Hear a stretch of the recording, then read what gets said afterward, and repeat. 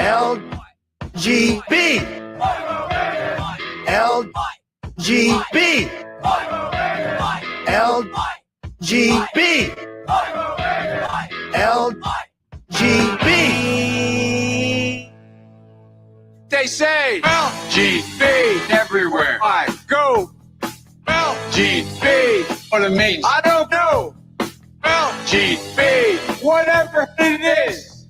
LGB. Kamala, help me, please. Please. Alrighty then. Thank you. LGB. That's let's go, Brandon, right? LGB. This means let's go, Brandon. No. LGB. Sounds like let's go, Brandon, I guess. LGB. All right. Let's go, Brandon. I am Cornholio. Chant LGB. Right wing and left wing. LGB. Go, you know the thing. LGB. If you don't sing that back. LGB. And you ain't black. LGB. Let's go, Brandon. LGB. Let's go, Brandon. LGB. Let's go, Brandon. FJB. Let's go, Brandon. I'm Joe Biden, and I forgot this message. Greetings, my dear friends, and welcome to another episode of Reading Epic Threads. I'm your host, Patrick Gunnels, joining you from Houston, Texas, this February 14th, 2024 at 9:18 a.m. Central Standard Time. It is Valentine's Day, so happy Valentine's Day to you. Happy Valentine's Day to my lovely wife, Ashley. I got her a rose preserved forever and a cute balloon. But before we begin, I want to remind everybody that this show is brought to you by epicthreads.tv. That's right, epicthreads.tv. Now, what does that mean? Well, it's the home of this show, Reading Epic Threads. If you get more than $150 in orders at epicthreads.tv, the home of Angel Paste Miracle Cream, Angel Paste Rose Infused Miracle Cream, $150 or more, you get free shipping. It's the best lotion the world has ever known, guys, made only of food-grade plant oils. And we have artisan soap coming up. And, of course, it's not up yet, but at least we've got the page up and running. So we're going to have soap available soon. So definitely check that out. In any event, it's going to be a good time. So go to epicthreads.tv. Make sure to use promo code Shapiro to pry $1 from my grasping hands. All right. I'm going to do one piece today, and then I'm going to go work out with Ashley. From Delingpole.substack.com, How to Put an Awake Person Off Christianity by James Delingpole. If you've ever taken ecstasy, you'll probably be familiar with that maddening scenario in which all your friends have started coming up on their pills, but yours don't seem to be working. You're going to be fine. These pills are great, says one friend, trying to focus on you with pupils now the size of saucers. Seriously, don't worry. You'll be up in a moment. Just give it time, says another, stroking your arm, then forgetting to stroke your arm as another massive rush comes on. Your friends all look at you with love. You shoot them back a look, which they are too monged to recognize as the purest hate. They are having fun and you are not. Their pills are working and yours never will. It was just your rotten luck to have picked the one dodgy pill in the entire batch. You are cursed. You are alone. You are very, very bitter. Nothing is going to shake your conviction that, however good everyone else's white pills might have been, yours is definitely a dud. Why am I telling you this story? Because it reminds me quite a lot of a phenomenon I encounter with depressing regularity on social media whenever the topic of Christianity comes up. All too often, a rift opens up in my mostly red-pilled audience between those who see Christianity as our only hope and salvation and between those who, for various reasons, see it as a distraction or a threat. What invariably happens at this point is that the Christians start testifying to the non-Christians as to the wondrousness of their faith. Just open your heart to Jesus and you too will see the truth is the general tenor of their evangelical message. And every time they do so, I wince. It's not that I'm doubting the sincerity of their beliefs or the beneficence of their desire to save souls. Rather, it's that I know that their well-meant attestations will more often than not have the very opposite effect to the one intended. Far from winning over new converts, it is a strategy almost guaranteed to harden the hearts of unbelievers and to entrench them in their resistance. One reason for this is that the awake, or red-pilled, call them what you will, are by nature skeptical of everything, and that definitely includes organized religion. For them, Christianity, at least potentially, is yet another of those things we have taught, well-ish, to believe is true, meaningful, and real, but which turns out on closer examination to be yet another gigantic psyop, maybe even the biggest psyop of them all. If you've looked into 9/11 or the Kennedy assassination or even more obscure areas like Paul is dead, why should the religion that has dominated Western thought and culture for over 2,000 years be off limits? Well, it shouldn't, obviously. Once you've understood that the world is ruled against the interests of the people by a cabal of the rich, powerful, and wicked, then clearly the next step is to ask who they are. And definitely on the list of suspects should be any institution, such as the Vatican or the Church of England, which has held sway over both the spiritual and temporal realms for centuries. When you go down this rabbit hole, you'll find plenty of evidence to support this thesis, more often than not involving the supposedly Catholic Jesuits. You'll also come across copious research claiming to debunk Christianity, skepticism as to the authenticity and credibility of the key scriptural texts, the theory that Christianity is in fact just a Jewish plot, claims that Christ never actually existed or that he is merely an archetype derived from older religions, perhaps just a rebadged version of the Egyptian god Horus, the Old Testament God is actually Satan, and so on. Then there are the appeals to liberty, rationality, modernity. Christianity is another cope designed by man to deal with his fear of death. Christianity is patriarchal, misogynistic, homophobic, controlling, hierarchical, and worryingly out of touch on the issue of animal rights. Christianity is a primitive superstition which places undue credence on the existence of a big sky fairy. Christianity can't be right because how can you reconcile its notion of a loving God, thanks Stephen Fry, with parasitical worms that eat the eyes of innocent children? Christianity, with its outrageous claim that no one comes to the Father except through me, is discriminatory, elitist, and cruelly indifferent to all those other marvelous religions out there whose yogis and Sufis and mystics seem so refreshingly chilled, wise, and based. Why, it's almost as if, of all the people in the world, the ones who ought to be most skeptical of Christianity are the awake, especially those among the awake who have discovered the true nature of the world after meeting the little gray men on their DMT and ayahuasca trips, or the ones that have raised their consciousness through transcendental meditation, or who have woken their inner snake via Kundalini yoga, or those who are red-pilled in the first place by David Icke and have inferred that if he was so right about all the conspiracy stuff, he must be right about the spiritual stuff too. I do hope that my ardent, evangelizing Christian friends can now see the problem here.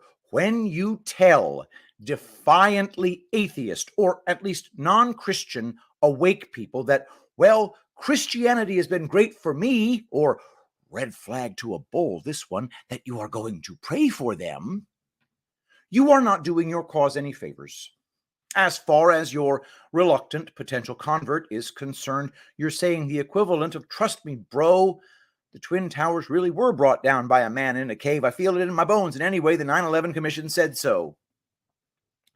This is why, as I often say, the first job of any Christian in the face of non-believers should be, don't frighten the horses.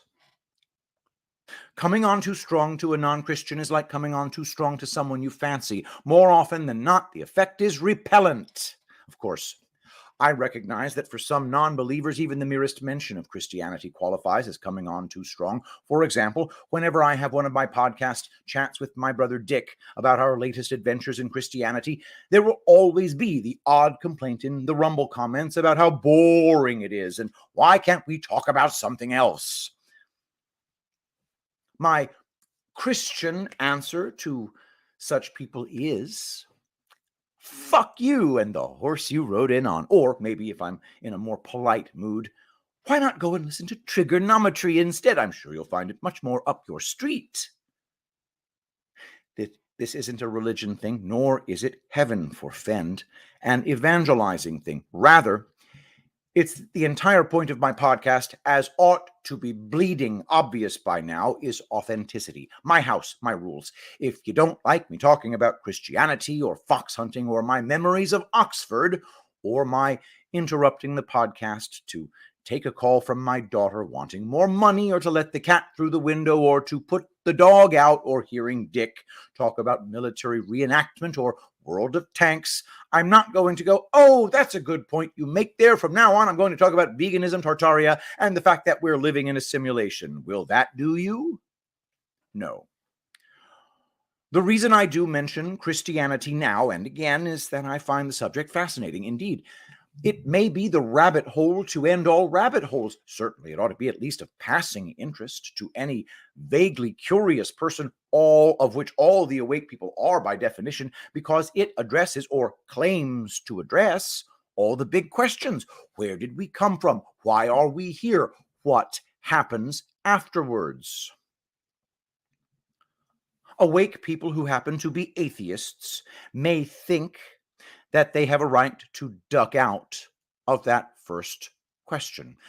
But if they try it, that would be a massive cop-out because it would entail subscribing to one of the biggest psyops in history, evolution theory. If you don't yet realize this, then you clearly haven't looked into it. Most of the usual suspects were involved in its genesis: the Rothschilds, high-level Freemasons, the Illuminati, the Jesuits who gave us Big Bang theory, and the science, as so often with establishment science, just doesn't stack up. Basically, if you still believe we got here by accident, then you may as well hand back your awake card now, because your position is no better than that of the most deluded normie.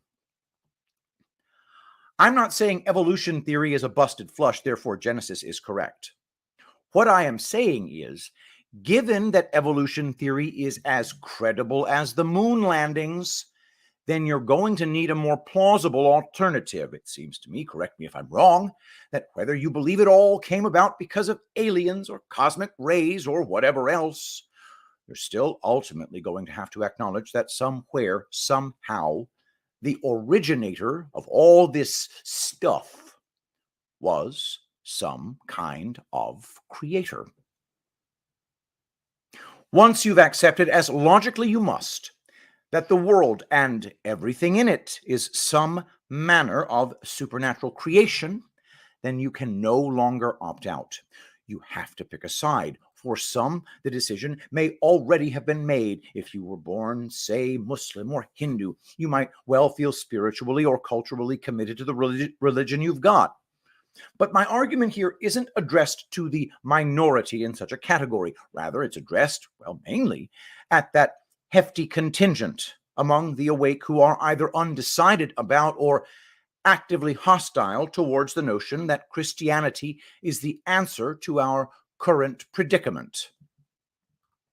And the way I think we should approach it is quite different from the Jesus save me and he'll save you too, one favored by too many Christians. Rather, the question that needs to be asked is, which of all the religions out there is most likely to piss off, thwart, and confound the evil bastards currently running the world and hell-bent on poisoning us, maiming us, torturing us, enslaving us, and killing us? The answer is so obvious, I need hardly insult you by stating it.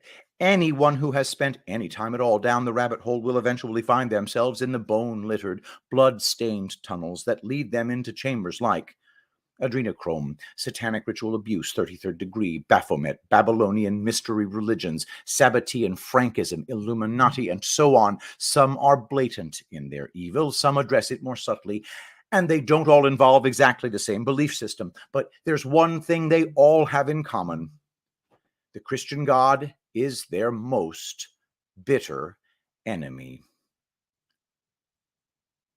This isn't some impressive claim that Christians have cooked up in order to make themselves look more butch and relevant.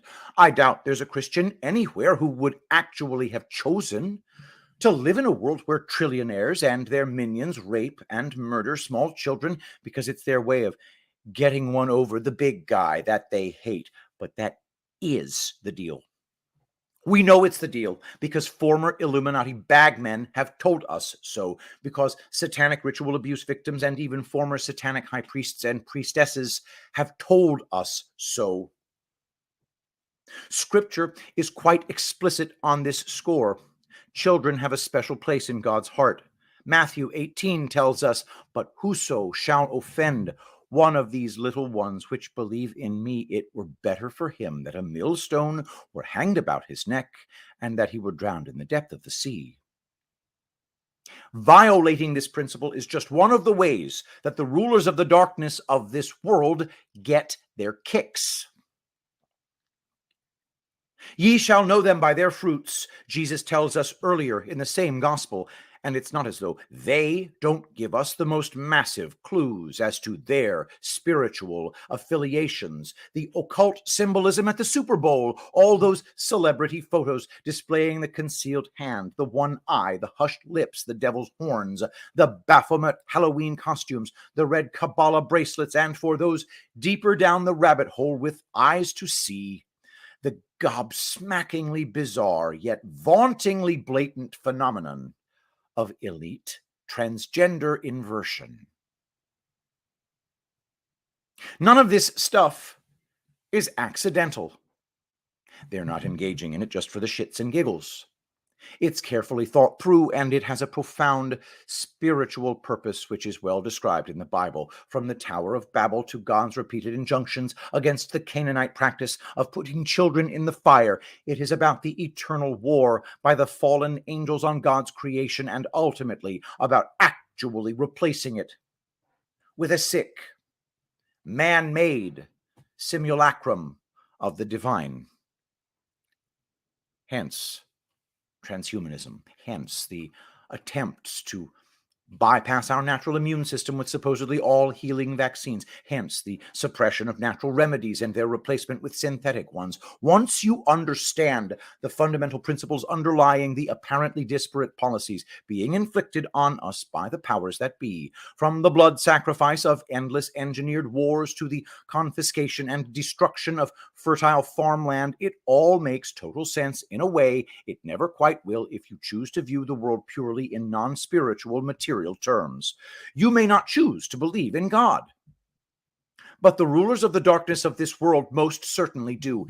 He is both their chief antagonist and their prime motivator. They've got all the power and money that they could ever need. It's not the greenbacks or the seats on the board that get them up in the morning, but their burning desire to thwart a creator who, according to their perverse spiritual philosophy, is the enemy.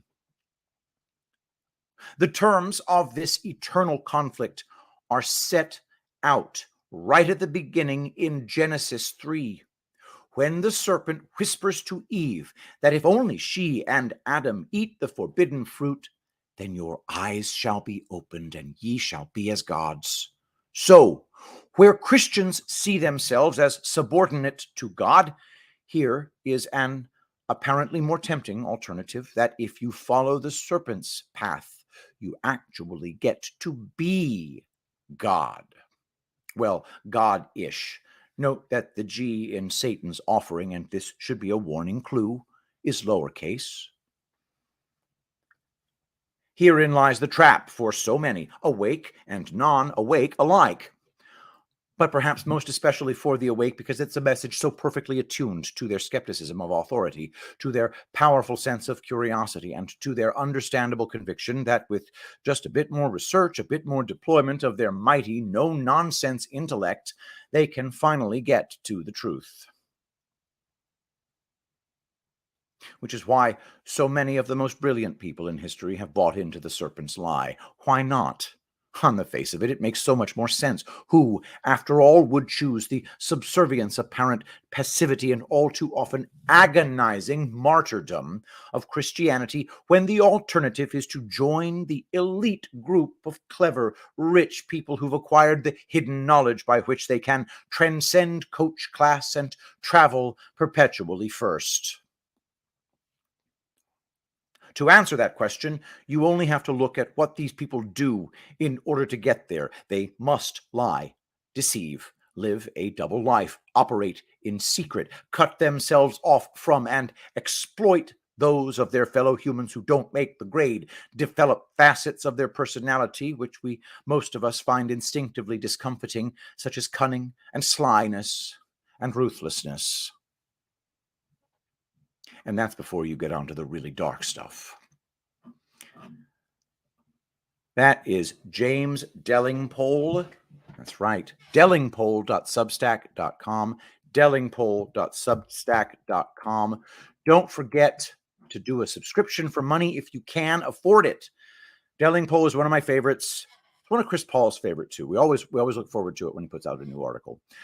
This show is brought to you by epicthreads.tv, the home of Angel Paste, the best lotion the world has ever known, consisting of only food-grade plant oils. Coming up soon, artisan soap. Not quite ready yet, as you can see, but we're almost there. We have merchandise collections. Check that out as well. And of course, we're going to be doing all the other things as well. Go to epicthreads.tv and get all the stuff. You get more than $150. You get free shipping. So just remember that. Okay. So I think that's going to have to be the end of the show for today. I have a tight schedule involving Valentine's Day, so I apologize for the shortness of this show. I will hopefully be going back to my normal length of show tomorrow, and it'll be a fun time. So everybody, thank you so much for being here, and let us pray. Saint Michael the Archangel, defend us in battle. Be our protection against the wickedness and snares of the devil. May God rebuke him, we humbly pray. And do thou, O Prince of the heavenly host, by the power of God, cast into hell Satan and all evil spirits who prowl about the world, seeking the ruin of souls. Amen. I love you all. Thank you so much for being here, and I'll see you tomorrow. I will be the greatest president that God ever created.